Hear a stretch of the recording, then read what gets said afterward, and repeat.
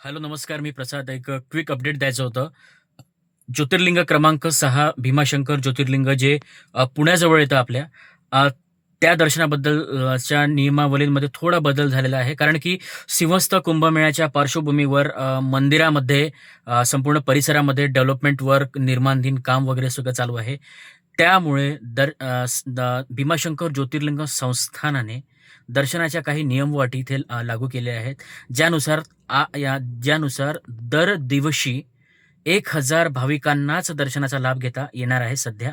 आणि हा 1,000 भाविक जे आहे, ज्यांना लाभ घेता येणार आहे, त्यांना सगळ्यात आधी भीमाशंकर ज्योतिर्लिंगच्या ऑफिशियल वेबसाईटवरती त्यांना आपलं रजिस्ट्रेशन करायचं आहे.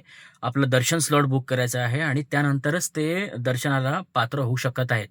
तर मित्रांनो, कुठल्याही प्रकारे आपली गैरसोय होता कामा नये म्हणून सुरुवातीला तुम्ही भीमाशंकर दर्शनाचा जर प्लॅन करत असाल तर ऑफिशियल भीमाशंकर संस्थांच्या वेबसाईटवर जावं.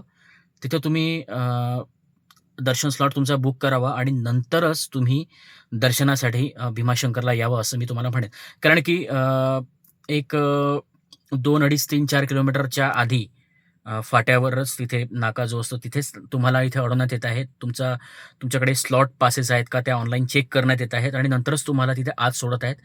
आणि जर त्या पासेस तुमच्याकडे नसेल आणि तुम्ही डिरेक्टली तुम्ही जर भीमाशंकर ज्योतिर्लिंग दर्शनाचा प्लॅन करत असाल तर ते तुम्हाला तिथेच ते तुम्हाला थांबवतील आणि तुम्हाला माघारी परतावं लागेल. सो ही गैरसोय टाळायची असेल तर जास्तीत जास्त ठिकाणी हा व्हिडिओ शेअर करा, सबस्क्राईब करा. हर हर महादेव.